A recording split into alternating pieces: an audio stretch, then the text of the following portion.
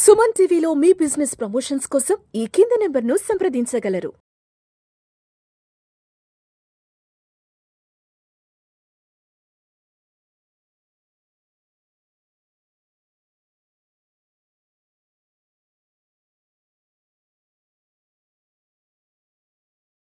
Welcome to Vishnu talks. నేను మీ విష్ణు. ప్రస్తుతం నాతో పాటు certified financial planner Tumma Balaraj garu ఉన్నారు. వారితో మాట్లాడదాం. సార్, తుమ్మా బాలరాజ్ గారు నమస్తే సార్. నమస్తే అండి. Sir, welcome to Vishnu talks. Thank you అండి. సో బాలరాజ్ గారు, చాలా సంతోషంగా ఉంది నాకు ఇవాళ. ఎందుకంటే కొన్ని సంవత్సరాలుగా ఈనాడు సిరీలో ఫైనాన్షియల్ ఎడ్యుకేషన్కి సంబంధించిన మీ ఆర్టికల్స్ అన్నీ చదువుతున్నాను. నేను మాత్రమే కాదు, కొన్ని కోట్లాది మంది ప్రపంచంలో ఉండే ప్రతి ఒక్క తెలుగువారు కూడా ఈనాడు సిరీలో వచ్చే మీ ఆర్టికల్స్ అన్నీ చదువుతూ ఎంతోమంది ఫైనాన్షియల్ ఎడ్యుకేషన్ని సంపాదించుకున్నారు. ఫైనాన్షియల్ మేనేజ్మెంట్ ఎలా చేసుకోవాలి, ఫైనాన్షియల్ ప్లానింగ్ అంటే ఏంటి, అసలు వెల్త్ మేనేజ్మెంట్ అంటే ఏంటి, ఒక ఫైనాన్షియల్ అడ్వైజర్ యొక్క నీడ్ ఏంటనేది ఆల్మోస్ట్ గత 15-16 సంవత్సరాల నుంచి మీరు రాసే ఆర్టికల్స్ ద్వారా ప్రతి శుక్రవారం ఈనాడు సిరీలో మీ ఆర్టికల్స్ వస్తుంటాయి. చెప్పాలి అంటే ఈ మీడియాలోకి వచ్చాక నేను కూడా ఎంతోమంది ఫైనాన్షియల్ అడ్వైజర్స్ని రెగ్యులర్గా ఇంటర్వ్యూలు చేస్తూ ఉంటాను. సో ఏం చెప్పాలి అంటే మీరు రాసిన ప్రతి ఆర్టికల్లో నేను కొంత ప్రిపేర్ అవుతాను. నేను కూడా చాలా ఫైనాన్షియల్ ఎడ్యుకేషన్ని మీ ఆర్టికల్స్లో నుంచి చదివి నేర్చుకున్నాను. చాలా టాపిక్స్ని నేను రెఫరెన్స్గా తీసుకున్నాను మీ ఆర్టికల్స్ నుంచి.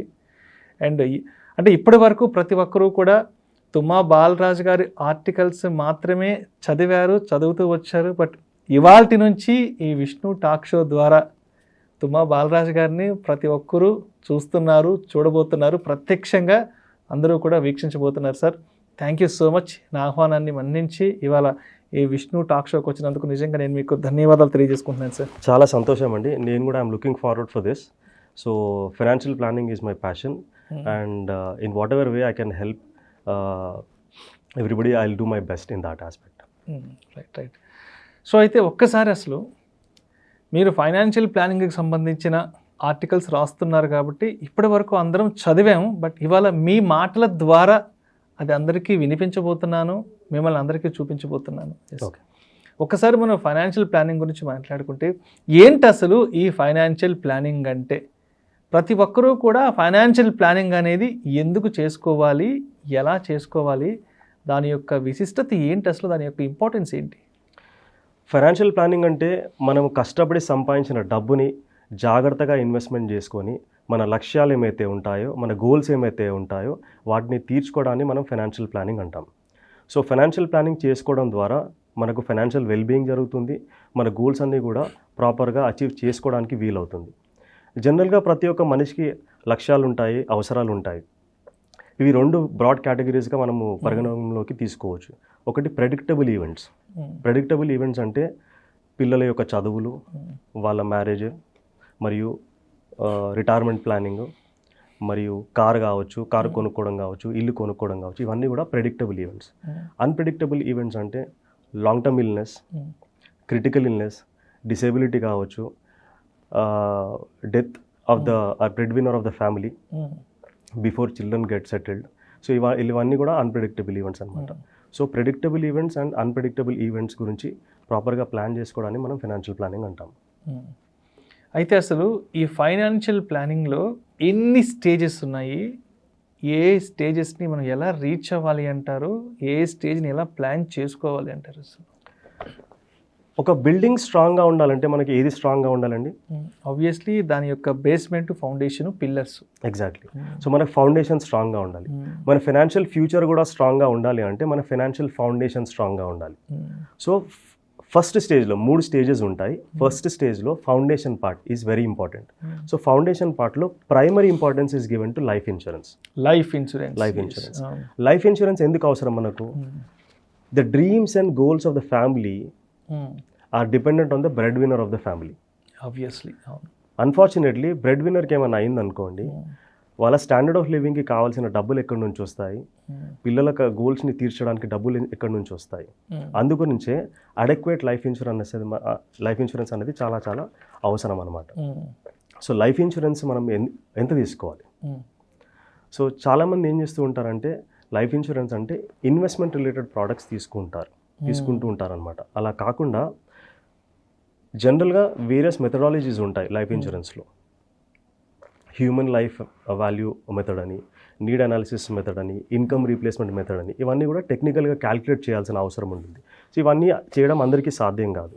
సో ఈ సాధ్యం కాని పక్షంలో మనం ఏం చేయొచ్చు అంటే మన యాన్యువల్ ఇన్కమ్ ఏమైతే ఉంటుందో 10 to 12 times మనం లైఫ్ ఇన్సూరెన్స్ కవర్ తీసుకోవాలి. సో ఇది కూడా మనము టర్మ్ ఇన్సూరెన్స్ ద్వారానే తీసుకోవాలి. ఇన్వెస్ట్మెంట్ రిలేటెడ్ ఇన్సూరెన్స్ కాదు, టర్మ్ ఇన్సూరెన్స్ ద్వారా తీసుకోవాలి. టర్మ్ ఇన్సూరెన్స్ అంటే ఏంటి? మనకు కార్ ఇన్సూరెన్స్ తెలుసు కదా. కార్ ఇన్సూరెన్స్ ఎలా వర్క్ చేస్తుంది? మనం కార్కి ఇన్సూరెన్స్ ప్రీమియం చేస్తాము, ప్రీమియం పేమెంట్ చేస్తాము.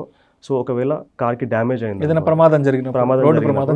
రోడ్డు ప్రమాదం జరిగినప్పుడు ఆ ఇన్సూరెన్స్ ఏమైతే ఉందో కార్ యొక్క రిపేర్ ఎక్స్పెన్సెస్ చూసుకుంటుంది. సో సపోజ్ ఆ ఇయర్లో రోడ్డు ప్రమాదం జరగలేదు, మనం కట్టిన ప్రీమియం వెనక్కి రాదు. టర్మ్ ఇన్సూరెన్స్ కూడా అలాగే వర్క్ చేస్తుంది అనమాట. ఏదైనా ఈవెంట్ జరిగినప్పుడు, డెత్ అయినప్పుడు ఆ సమ్మేష్యూర్డ్ అనేది నామినీకి ఇస్తారు. ఏమీ జరగలేదు అనుకోండి, ఆ కట్టిన ప్రీమియం ఫోర్ఫీట్ అయిపోతుంది అనమాట.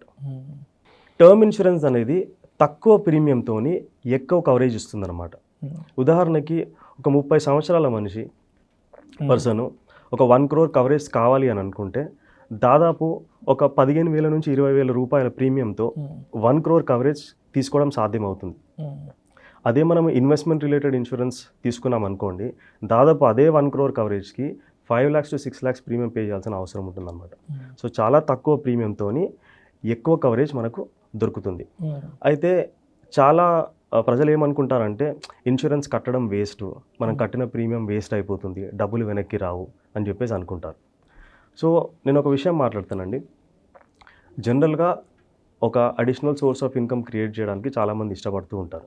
For example rental income. So rental income రావాలి అంటే మనకంటూ ఒక ప్రాపర్టీ ఉండాలి. సో ఆ ప్రాపర్టీ ఏమైతే ఉంటుందో ప్రాపర్టీకి మనకు మెయింటెనెన్స్ కాస్ట్ అనేది ఒకటి ఉంటుంది. జనరల్గా రెగ్యులర్గా రిపేర్స్, పెయింట్ వేయించడం, అది ఇది అంతా కలిపి ఒక ప్రాపర్టీ వాల్యూ ఒక 1 crore అనుకోండి, కమర్షియల్ ప్రాపర్టీ అనుకోండి. సో ఆ 1 crore ప్రాపర్టీ ఏమవుతుందో దానికి మెయింటెనెన్స్ కాస్ట్ దాదాపు 0.5 to 1% of the property value on an average annual వస్తుంది అనమాట. ప్రతి సంవత్సరం రాకపోవచ్చు, 3-4 సంవత్సరాలకు ఒకసారి రావచ్చు అనమాట. అవన్నీ మీరు యావరేజ్గా క్యాలిక్యులేట్ చేసుకుంటే దాదాపు 50,000 నుంచి ₹1,00,000 వరకు వస్తుంది. కానీ టర్మ్ ఇన్సూరెన్స్ ద్వారా మనం ఇన్స్టెంట్గా ఆ property fraction of the maintenance కాస్ట్ని క్రియేట్ చేయొచ్చు. నేను చెప్పాను కదా ఇంతకుముందు, 15,000 రూపాయలు ప్రీమియం పేమెంట్ చేసి 1 crore protection can be given to the family. Unfortunately, something happens to the breadwinner of the family, this 1 crore is guaranteed to the family. కానీ మనకు అక్కడ రెంటల్ ఇన్కమ్ రావాలి అని అంటే 1 crore ప్రాపర్టీ మన దగ్గర ఉండాలి. దాంతోపాటు ఎవ్రీ ఇయర్ మనం మెయింటెనెన్స్ కాస్ట్ కూడా పే చేస్తాం. So this is something which will be really helpful to the family. So అయితే టర్మ్ ఇన్సూరెన్స్ తీసుకునేటప్పుడు కొన్ని జాగ్రత్తలు మనం తీసుకోవాలన్నమాట. ఒకే కంపెనీ ద్వారా మనం డిపెండ్ అవ్వకుండా మంచి క్లెయిమ్ సెటిల్మెంట్ రికార్డ్ గల 2 కంపెనీలను ఎంచుకొని ఇన్సూరెన్స్ కవర్ని డివైడ్ చేసి తీసుకోవాలి. ఎందుకు తీసుకోవాలి అలా? సపోజ్ మనం ఒకే కంపెనీ ద్వారా తీసుకున్నాం అనుకోండి, due to certain reason claim reject అయింది అనుకోండి, సో ఫ్యామిలీకి డబ్బులు వచ్చే అవకాశం ఉండదు. అదే 2 కంపెనీల ద్వారా మనం తీసుకున్నాం అనుకోండి, ఒక కంపెనీ క్లెయిమ్ సెటిల్ చేయొచ్చు, ఇంకో కంపెనీ క్లెయిమ్ సెటిల్ చేయకపోవచ్చు. అప్పుడు మనం ఇన్సూరెన్స్ ఓంబడ్స్మన్ దగ్గరికి వెళ్ళడానికి అవకాశం ఉంటుంది.